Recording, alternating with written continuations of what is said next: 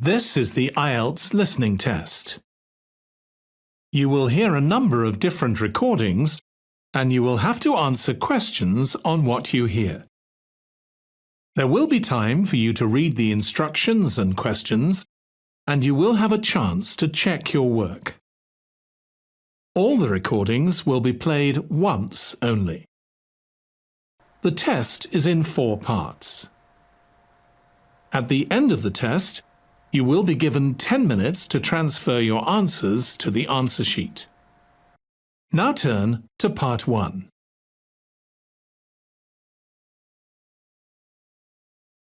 Part 1.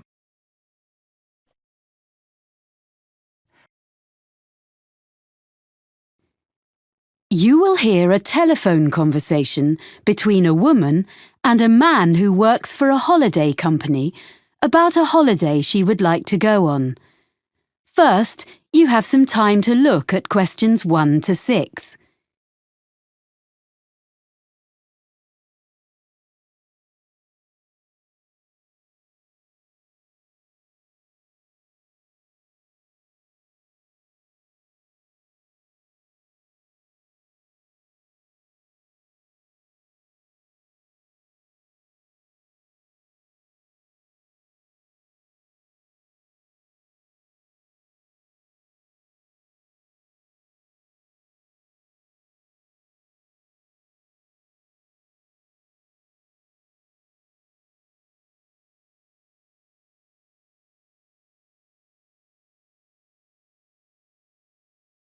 Now we shall begin. You should answer the questions as you listen because you will not hear the recording a second time. Listen carefully and answer questions 1 to 6. Holidays for you. Sean speaking. Can I help you? Oh, hi. I've been looking at your website. I'm interested in a cycling holiday in Austria in April. We have 2 trips in April. One lasts 14 days and the other 10 days. I think the 10-day trip is better. So let's see. I've got a calendar here. What are the dates? Well, that trip is in the middle of the month. It starts on the 17th of April and it finishes on the 27th. That suits me. I can't leave work before the 10th of April. Let me see if there are any spaces. Is it just for yourself? Myself and my sister, so 2 of us. Yes, we have spaces. Is it a big group? At the moment, there are 12 people booked on this trip, and with you 2, that will be 14. The maximum number is 16, so it's almost fully booked. We can't go over that because it's hard to keep a larger group together. I need to check that I'm fit enough for this, but the distances look okay. The website says we'll ride approximately 45 kilometres a day. Is that right? That's correct, and I've got the exact distances here. It really depends on which part of the trip. Some days are only 35 kilometres, and some are more. But you'll never have to cycle more than 50 kilometres in one day. Oh, okay. I can manage that. And we stay in hotels? Yes, they all have restaurants, and the rooms have ensuite facilities. And do they have pools? It's how I relax after a long day. There is a swimming pool in a few of the hotels, but none of them has a gym. I don't think we'll need a gym after all that cycling. I'd better find out how much the holiday costs before I get too excited. Including flights, it's £1,177 for one person. Oh, we'll book our own flights on the internet. That's just £1,013 then. And we can book insurance for you if you want. And which meals are included in that price? Well, breakfast, of course, and the hotels will provide you with a packed lunch each day. We do stop during the afternoon in a village somewhere for a rest, so any snacks you buy then are extra. Then dinner will be in the hotel every evening, and that's included in the price of the holiday. Before you hear the rest of the conversation, you have some time to look at questions 7 to 10.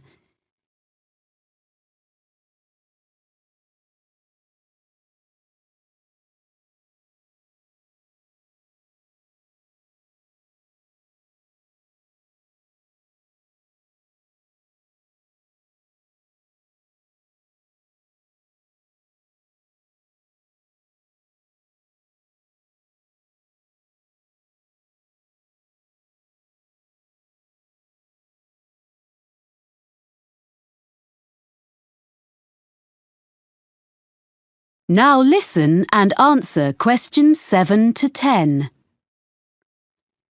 And you provide the bicycles, of course. What else? A lock and a bell come with the bike, as well as lights, although you shouldn't need to cycle in the dark. There's a small bag, or pannier, on the front of the bike, where you can put the things you want to take with you during the day, like water or fruit. But we won't allow you to cycle unless you bring a helmet. We don't provide these locally because, like walking boots on a walking holiday, it's really important it fits properly. OK. If there's any special gear you need for your holiday, we recommend a particular website and you can get a discount by quoting your booking reference. Great. What is it? It's www.ballantine.com. That's all one word, and I'll spell it for you. www.ballantine.com. Good. I've got that down. I've been looking at your website while we've been talking. I see we cycle along the River Danube. Yes, it's one of Europe's most well-known areas for cycling. It looks fascinating. Lots of beautiful countryside and things to see.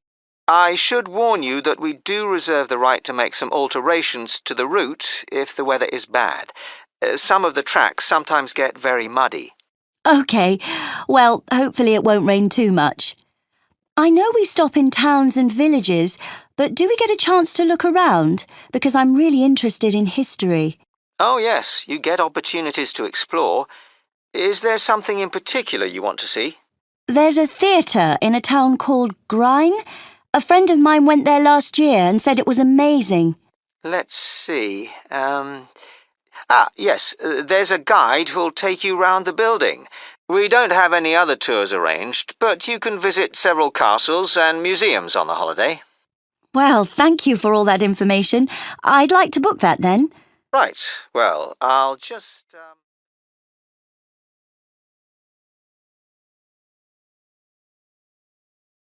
That is the end of part 1. You now have 1 minute to check your answers to part 1.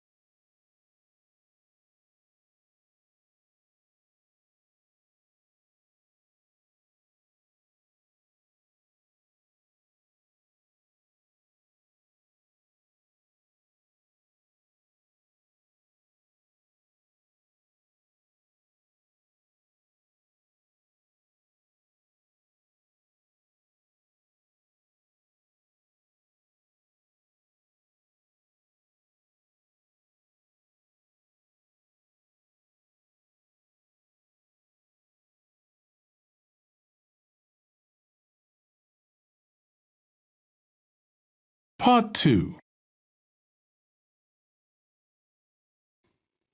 You will hear someone talking on the radio about food and restaurants in the local area. First, you have some time to look at questions 11 to 14.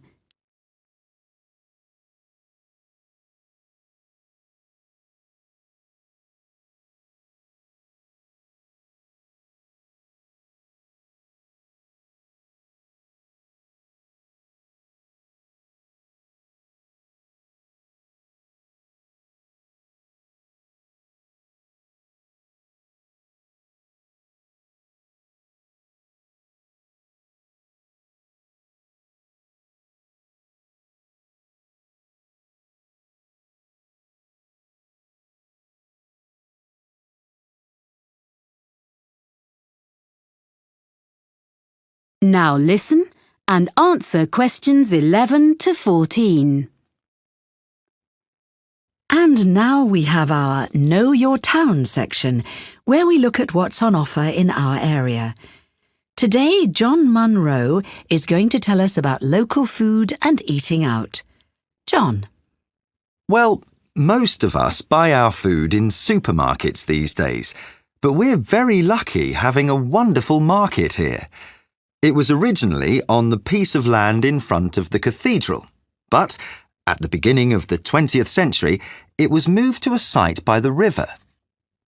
When the new shopping centre was built in the 1960s, it found a home beneath the multi-storey car park, where it still is, but there are plans to move it back to its previous home by the river. The market is now open 6 days a week.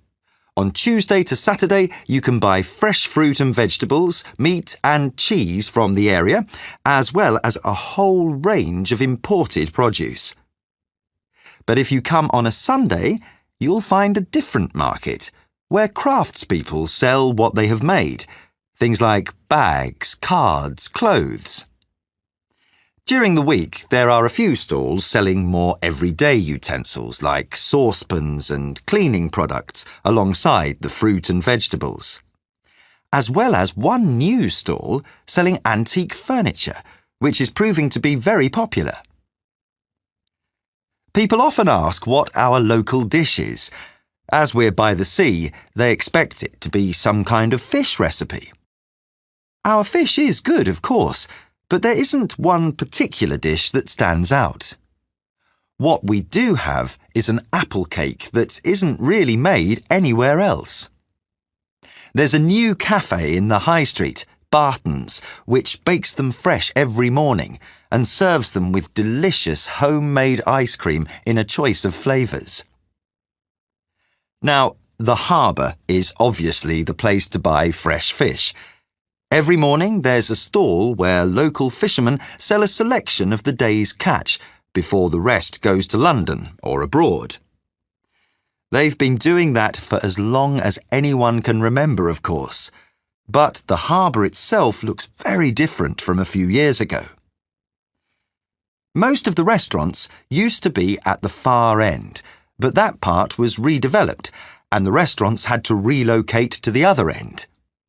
Many of them are simply the old ones in new premises, but a couple of new ones have opened recently, so there's a good range now, both in the harbour and the town itself. I'm now going to give you my top 6 places to eat in different parts of the town. Before you hear the rest of the talk, you have some time to look at questions 15 to 20.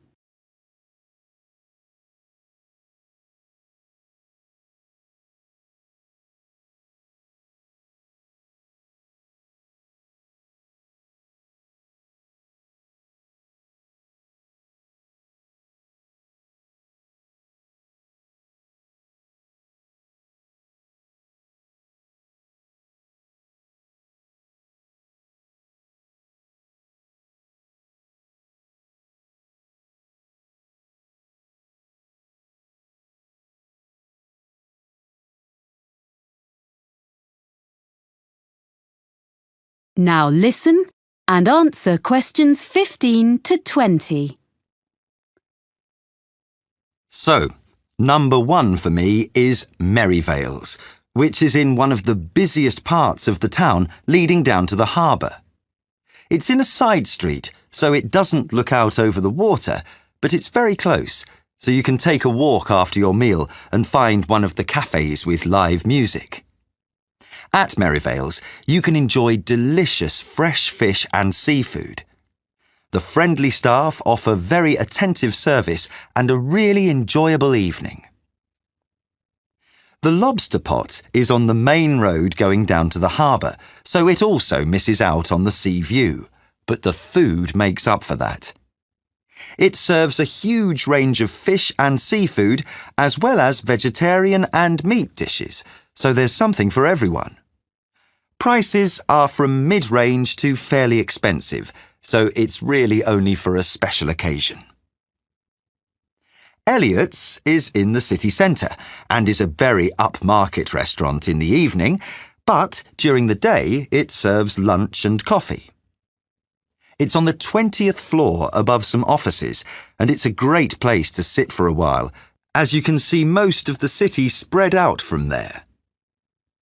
It does get very busy though, and you may have to wait to be served. Not far from the city centre is the Cabin, which is on the canal bank. You can't park your car there. It's a 15-minute walk from the nearest car park, but it's very peaceful. A good place to relax away from the traffic. It's not cheap, but it's an ideal place for a long lunch. The Olive Tree is a family-run restaurant in the city centre offering beautifully prepared Greek dishes. It's well known locally and very popular. Service can be slow when it's busy, as all the food is freshly made. There's plenty of room, and on Friday and Saturday nights, the wooden floors resound with live music and dancing, which is certainly worth going for. The last place I want to recommend has only just opened in a converted school building. The old school restaurant has been very cleverly renovated. The use of mirrors, plants, and the colours on the walls makes you feel as though you're in a large garden instead of the city centre. There are only a few dishes on the menu, but they change every day. So, Tanya,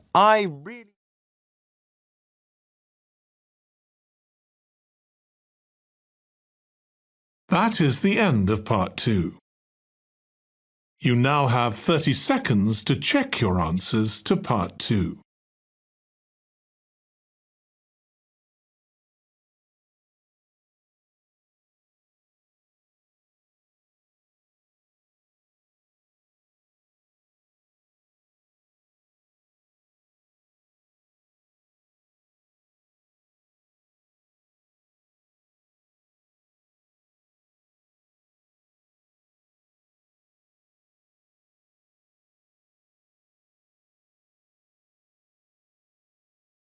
Part 3.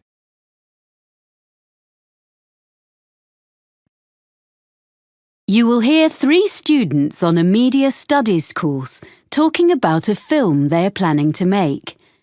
First, you have some time to look at questions 21 to 26.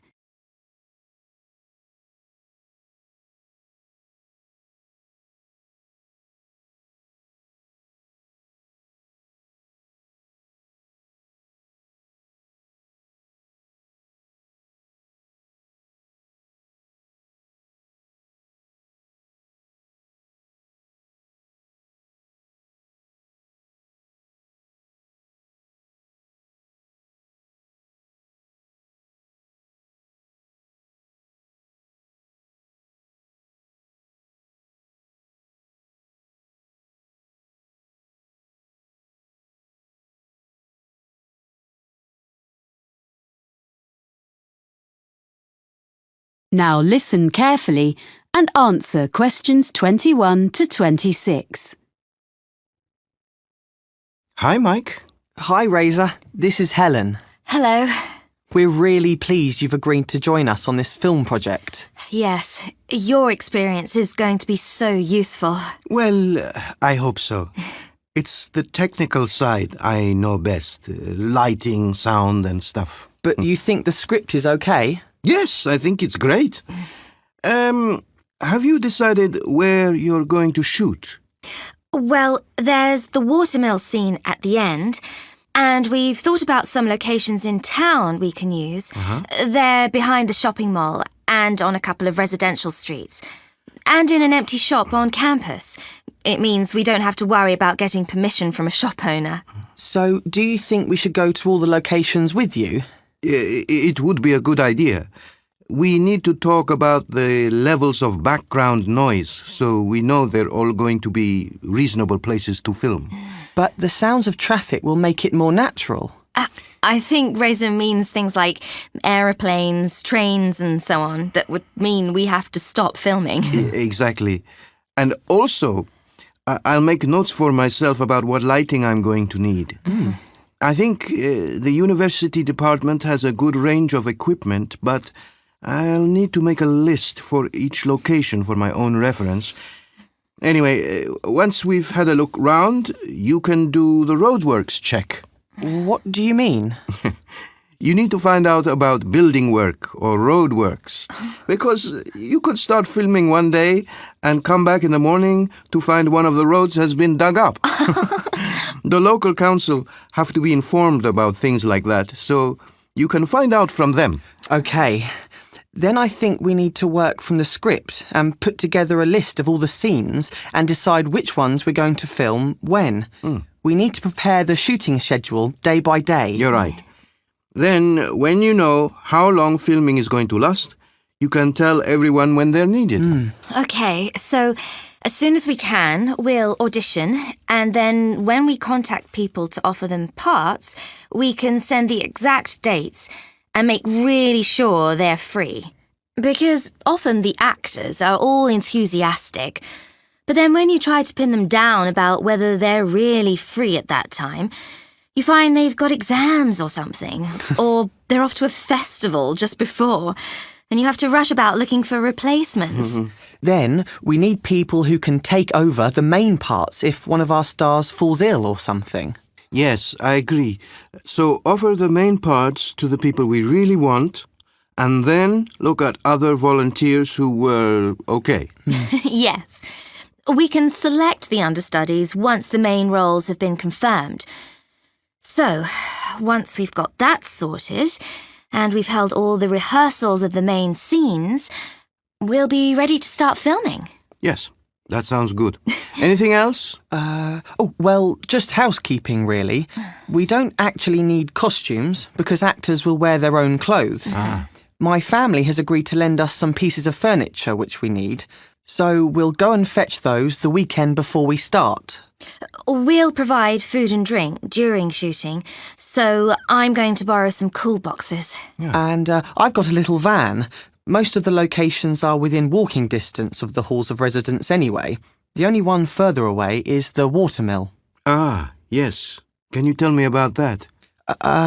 OK. Hang on a minute. I'll get my notes. There's a plan in them. Before you hear the rest of the conversation, you have some time to look at questions 27 to 30.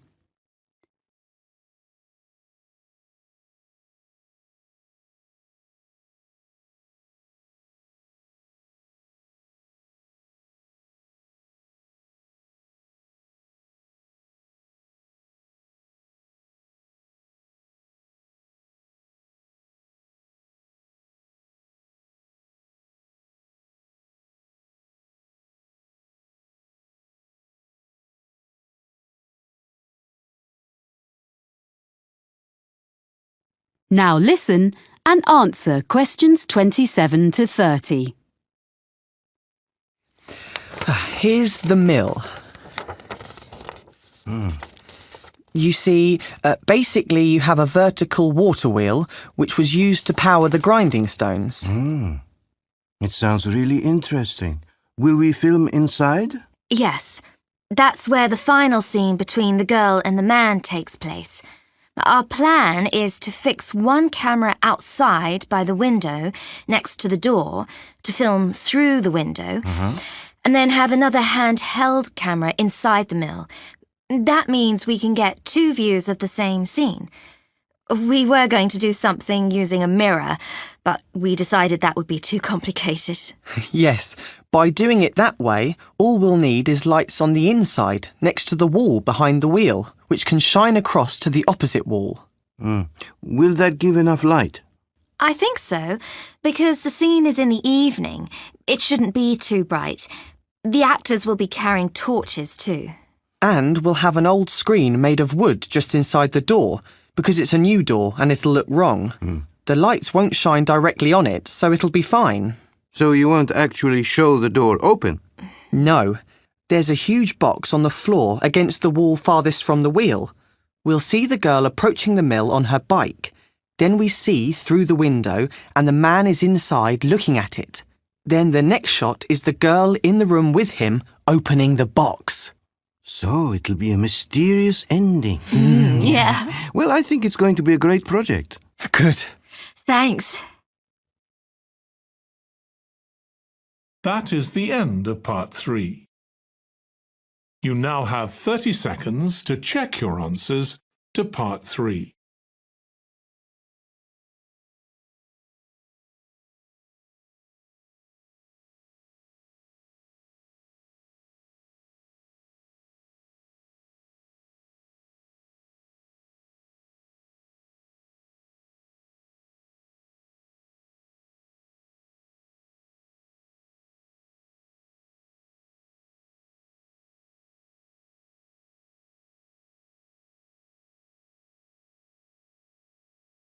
Part 4.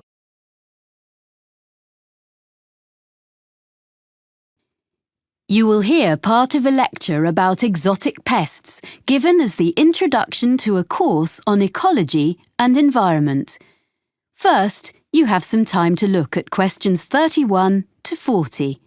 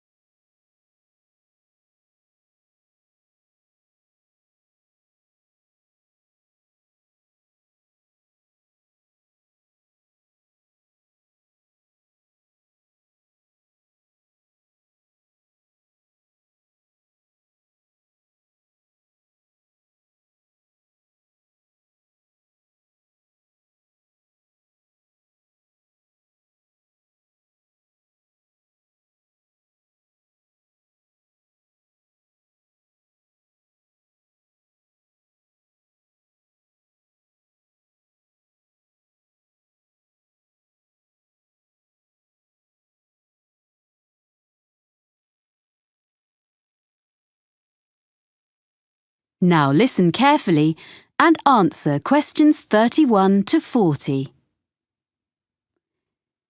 Good afternoon.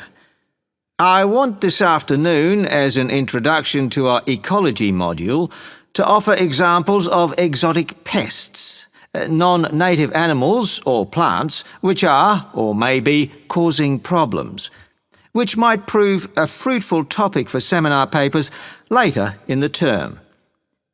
People and products are crisscrossing the world as never before. And on these new global highways, plants and animals are travelling too. Exotic plants and animals are turning up in Antarctica and on the most remote islands on Earth. For example, the Australian red-backed spider.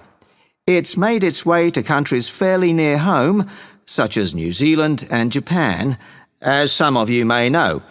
Well, it's also been found on Tristan da Cunha, which is a remote island thousands of miles from anywhere, way out in the middle of the Atlantic. Now, another famous animal invader in the other direction, so to speak, from England to Australia in the southern hemisphere, is the rabbit. This was in 1830, and it might seem less of a threat, but it became an extraordinarily destructive pest. The fact that rabbits increased so rapidly is perhaps more understandable when we remind ourselves that they had originally been introduced to England from continental Europe 8 centuries earlier. This was because they were regarded as a luxury food source, and in spite of having warm fur, they probably originated on the hot, dry plains of Spain, which of course explains why they thrive in the climate of Australia. A much less cuddly example of a pest introduced to Australia, this time from America, is fire ants. These are increasing and spreading very fast. Their huge nests can now be found in gardens in the city of Brisbane, and they are costing the Australian government a great deal of money in control measures.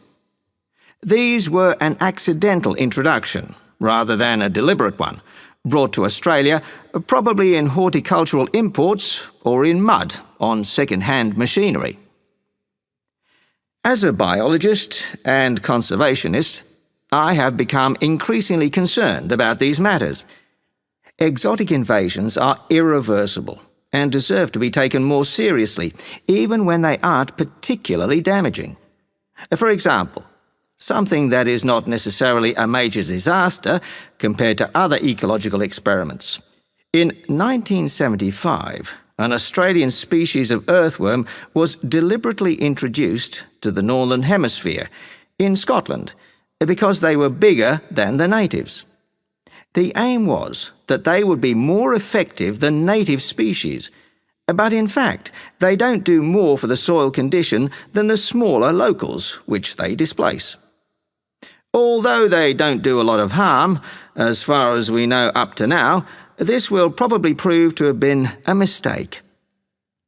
A much more serious case, also in Scotland, as well as other countries, along with the latest victim Iceland, is the New Zealand flatworm.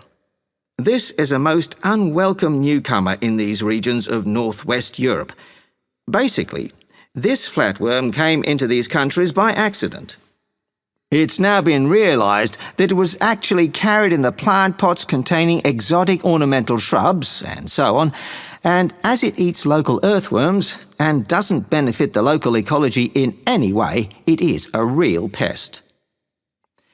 Next, there's a further instance, this time in the water, and it's come from Japan. It's a delicious but very fast-spreading seaweed, and is one of many exotic species, large and small, in the seas covering the rocks around Australia. Unfortunately, it is replacing indigenous seaweeds and permanently altering the ecosystem. However, to look at the situation from a business point of view, it is now being harvested and exported, dried, back to Japan, its original home, where it's particularly popular. So, sometimes we may find accidental benefits from apparently harmful arrivals. Well, you could say that world ecology is now going the same way as popular culture. Global music and fashions, food and drinks are taking over from local ones in every land. And in ecosystems, we find vigorous exotic invaders overwhelming native species and natural habitats. But can we find any examples of invaders which appear to be a problem and then find that in fact they may not be such a big issue after all? We might take as an example a native of Australia, the budgerigar, the most common pet parrot in the world, of course. Because there have been many escapes over the years, it is now to be found flying about in feral flocks where the climate suits it. So, these flocks of budgerigars have been getting very numerous in the southeast of the United States, particularly in residential areas. People have been getting quite worried about this, but it has been observed that the size of the flocks has diminished somewhat recently. The fact that they are smaller is thought to be due to the fact that new competitors for their habitat have arrived from other places. That's the last example for now. What I'd like you to consider is this. Is the planet Earth moving towards a one-world ecosystem? How far would it be a wholly bad development?